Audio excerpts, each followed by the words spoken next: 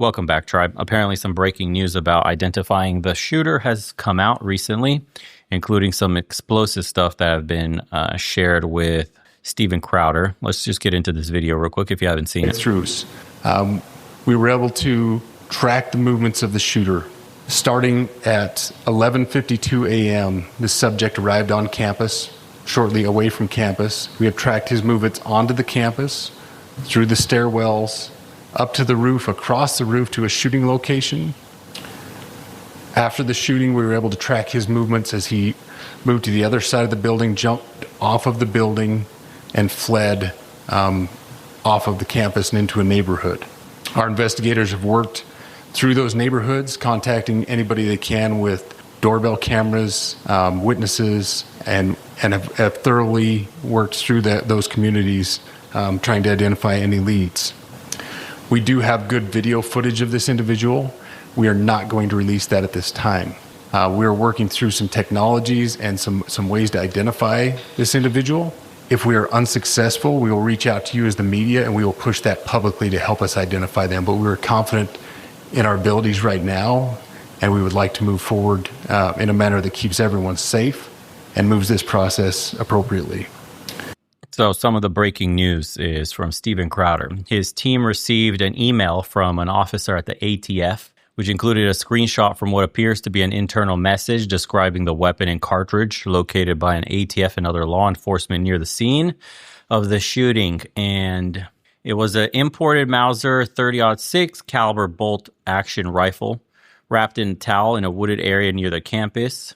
The location of the firearm appears to match the suspect's route of travel. The spent cartridge was still chambered in addition to 3 unspent rounds at the top fed magazine. So this is definitely the murder weapon. Now, here's where it gets interesting and vindicates what I said in the previous video. Democrats push terrorism. They are terrorists. All cartridges have engraved wording on them expressing transgender and anti-fascist ideology. Now, there's some speculation also going on that it's purely speculation and should be taken with a huge grain of salt. Conspiracy theories that this was Israel and they're getting, or at least trying to sow division between left and right in order to get the spotlight off of them and the Epstein files and what's going on in Gaza. So the premise is they had to assassinate Charlie to reframe the conversation, distract people, and also part 2 of that is Charlie, as you saw in the previous video, had begun speaking in a different light, pushing back against Israel's policies in general and questioning some things instead of towing the line, which apparently made him a target. Now, there were other posts that were going viral alongside saying that he feared for his life and that he was getting massive pushback from the Jewish community, and they were asking him for complete and total allegiance, and they weren't too happy with that. But I believe what we're seeing here is something akin to Occam's razor, or it is Occam's razor, actually. It's very simple, the explanation. Now that we have this, and of course we'll get into the other, the deeper side of this conspiracy, potentially. You never know. Stranger things have happened, no? So we have a mental health issue in this country, and that is an understatement. I want to remind you guys that we have an epidemic of mentally ill, radical wing of the Democrat Party called trans activist, radical trans, LGBTQ, whatever you want to call them. They have undergone a massive transformation after losing the election. And I want to kind of preface this with why I believe it's just the simple explanation is a radical trans shooter. Given that that's what the cartridges said, this is what the initial breaking news information that we have say. There's another post, this is Wall Street Journal, that says breaking ammunition engraved with transgender and anti-fascist ideology was found inside of the rifle authorities believe was used in Kirk shooting. So this is a second source that is now confirming this as well. I want to remind you guys that we have had a Denver shooter, Aberdeen shooter, Nashville shooter, Georgia, Philly. Where were some of the other ones? Minnesota, Uvalde, Colorado, and God knows where else. I can't even remember. There's probably a couple more. They were all trans. Every single one of those were a trans radical. Now, in order for you to understand why something like this may happen, you have to think of this almost like from the mind of these people. And what I mean by that is the Democrats funded and pushed the trans community so much. They try to ride the LGBTQ wave. Really, what they wanted to do is essentially galvanize a percentage of your voter base to be permanently on your team because their existence depends on you. So they were getting radical supporters. Unfortunately, you don't win elections by placating to the minority, no matter how much you try. These people are violent. They're mentally ill. A lot of them are not getting treatment. They blame Republicans for that. They are actively preyed upon because they're mentally vulnerable. And so doctors and family members with ulterior motives are using them to further their agenda. Now, after Trump won, the issue is this for them. Imagine you're a trans person in America today. Your world literally is shattering.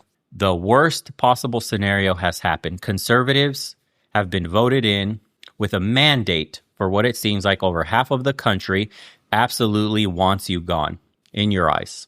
You no longer have access to getting your dick cut off. You no longer have access to getting chemically castrated. People no longer want to use your new name or your pronouns or all this other shit that we were forced to do, or else you would get censored or fined or ostracized or lose your job or whatever. It was shoved down our throats, this ideology, by the Democrats that were making lifelong supporters in exchange. Once Trump got voted in, these very people now feel like it is an existential threat to their livelihood, to their identities, and they are fighting for their survival. So when you back a mentally ill person, no less, into a corner where they feel their entire identity is no longer valid because the rest of the world refuses to go along with mental illness, when they feel they have no other options, when you start doing things like dead naming them, they've invented language to describe their old names, or you refuse to use their preferred pronouns. If you misgender them, it is akin to being killed, to bringing up a dead person from the past, an offense so grave that you should either be locked away or killed. What do mentally ill people do when they feel like their backs are against the wall? When they feel like their identity and their world is crashing down around them?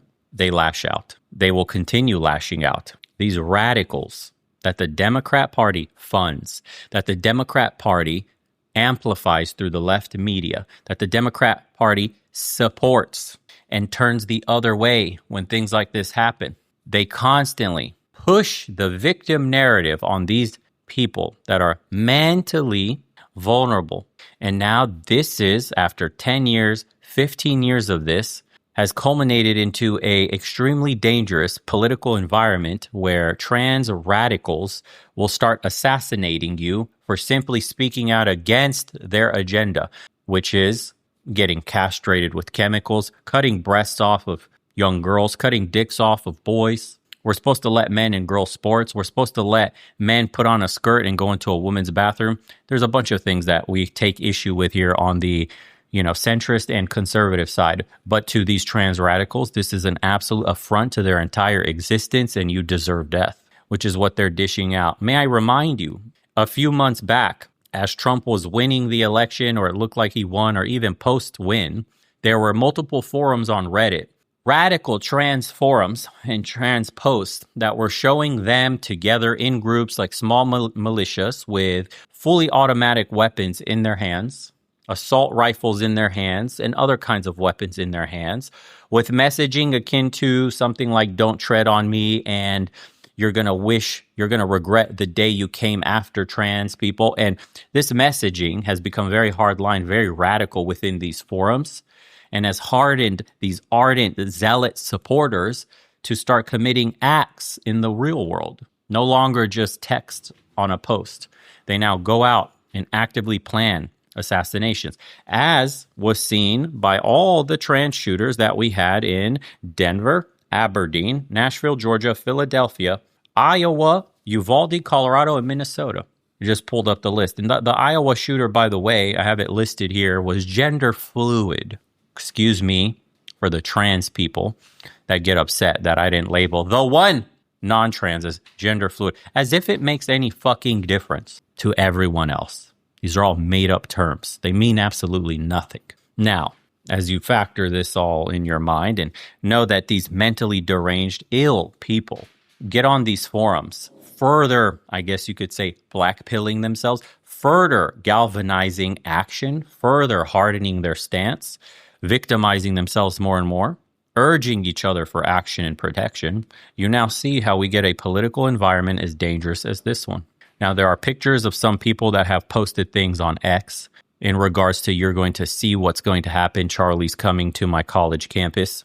And there's a picture of a trans man. I won't put it up. Actually, it's on my post. He is not confirmed to be the actual guy. But if you take a look, the tag on X was Omar. Charlie Kirk is coming to my college tomorrow. I really hope somebody evaporates him literally. And then he posts after that, let's just say something big will happen tomorrow, with the smiling dog meme. And of course, this is the picture of the guy, whoever, Naira Galvanez, whatever the last name could be, Naira, Omar, whatever they call themselves. I don't know if I'm dead naming, proper naming, don't give a shit naming. This could or could not be the guy. It has not been confirmed yet. Okay, this is the list of the shooters. We have the confirmation there, like I said earlier, about what was on the bullets, what was written on the firearm itself. I think this completely vindicates calling Democrats a terrorist party. They fan the flames of terror. They are the real domestic terrorists. They were gaslighting and saying conservatives were. Every accusation is an admission with these people. Now, going back to the conspiracy theory of this is somehow tied to Israel. Because we've had so many trans shooters already, I could understand two sides of the stories. One is, it's very easy to pin this on trans radicals since they've been culpable for so many mass tragedies recently. A good way to escape scrutiny immediately. But also, it's very easy that this could just simply be another trans radical who, how I just described to you earlier, feels an existential threat and dread about their very identity and feel that they must take action. So the conspiracy theory says that Charlie was getting too close to the sun. He had begun turning on the very people that have platformed him, asking too many questions, which is a very sore spot when you consider that a huge proponent of the right is now starting to fall under the wing and influence of Nick Fuentes. And now if you get the moderate right to start falling under the wing of Charlie Kirk and start asking questions, there are no allies for Israel on the left. By the way, Charlie mentioned that Israel was funding, or at least Jews in America, powerful, rich, wealthy Jews, were funding the Marxist policies of the left that were very anti-white, that they themselves didn't want directed towards them. They wouldn't want the same policies. Now that monster has turned on them with the October 7th event that happened and then the subsequent invasion of Gaza and the genocide henceforth. Israel has no friends anymore internationally. So from the conspiracy theorists, the idea is that in order to reframe the conversation and get Israel out of the spotlight, you can simply assassinate him. Therefore, the argument is now fixated squarely on it's a left versus right issue, trans radicals, Democrats. And we're not going to worry about the rest, other stuff going around. Again, I don't think this is what it is. It doesn't make sense if you try to think about who's the most high-profile person, who's the person with the most influence, who can literally make the biggest difference to international policy and affect Israel negatively. I don't know where Charlie Kirk will fall there. I don't think he was getting close enough to the sun, and he didn't say anything too damning, I would say, for his Jewish backers, if you want to call him that. I don't think he got to the point where he could be on any level comparable to a Nick Fuentes, for example. He merely started expressing, barely scratching the surface, some questions about America's relationship with Israel, and still an ardent supporter, though. Had gotten some backlash, had voiced his discomfort with said backlash, but I don't believe it was, I would say, indicative of him needing to be assassinated immediately in such a high-profile fashion. I think there are far better options with much higher profile targets that would be a much better setup for Israel than Charlie Kirk in his current state. Now, if we would have fast forward a couple of years of him going down this path, garnering a huge coalition and mass influence of questioning, say, Israel's policy, stuff like that, and then this happened, then maybe you would have had a case with me. But I think Occam's razor, the simplest explanation, makes sense. All that seems to have happened. You never know. Again, stranger things have happened. What I'm saying is we have a problem with mental illness in this country. It is rampant. A vast majority, over 50% of women of a certain age are on antidepressant pills. We have people actively cutting off body parts in order to feel like their body, whatever that means. There's people that don't feel like they're in the correct body. This used to be a DSM 6 or 7 classification as mental illness, gender dysphoria, before it was politicized out of mental illness. We have rampant amounts of people that are not getting the treatment that they need. Our mental institutions, the asylums, have been shut down. The crazies are all out on the streets with nobody to check them. Now you factor in the radical messaging of some of these messaging boards like Reddit, for example. One of the chans where these people hang out, I don't know where, just have a look at some of the Reddit subreddits where the trans and the more radical side of that ideology hang out. You'll see for yourself the kind of messaging they have. Oftentimes very aggressive, threatening, and implicating themselves in future killing sprees just like this. Or I should say assassinations like this. All the posts all over social media. And having said all that, I don't think this will be the last. Unfortunately, the Democrats have kind of opened a form of a Pandora's box, if I must say, with their backers. They started something they cannot put back. The monster is now loose. There are thousands of these mentally ill people, thousands who could be practicing somewhere at a gun range or in a backyard in the woods somewhere, thousands of them speaking amongst each other how they must take action to change this country to save their lives and protect the lives of other trans people. They feel they are under attack, and it is a battle, life or death, for them now, already, as they've had funding cut to get taxpayer-funded sex change surgeries, for example. This to them represents unimaginable levels of pain and regress in society. Society for them is going backwards. They now must hide. They cannot change their driver's licenses to say, or their passports to say they're their new gender. There's a bunch of things that have stopped. The funding, U.S. aid, was a huge proponent of LGBTQ ideology. That has all been cut away. There are no more, or at least you don't hear about companies supporting this because woke is broke, right? Everything woke turns to shit. The companies are going under. People are protesting.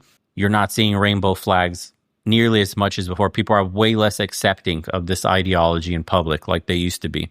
Brands are failing for simply supporting this. There is a huge backlash in America. The pendulum has swung on the trans community because they could not be satiated. No matter what you did, it was never enough. No matter how accommodating you tried to be, they then kept going further and further. I mean, people still remember not too long ago, we had men in dresses dancing sexually in front of children at schools. People were sick of it.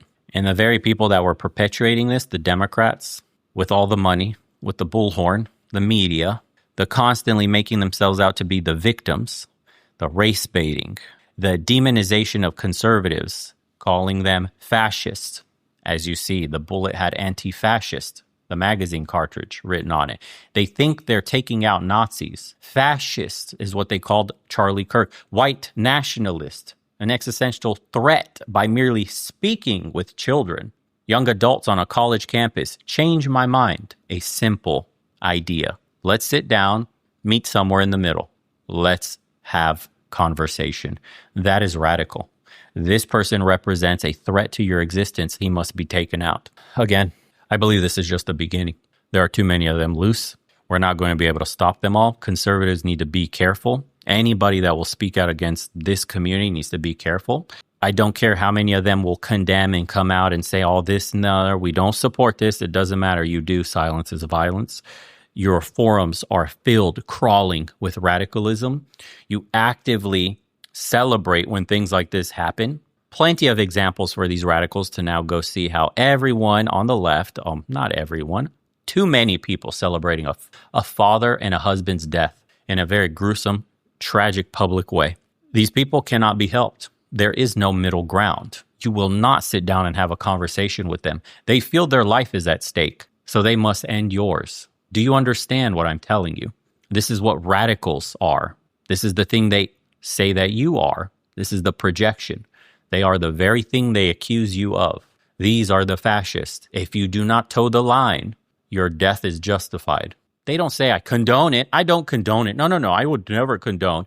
But it's justified for all the hateful rhetoric. Quite literally, I've been reading that all over the internet. Just know.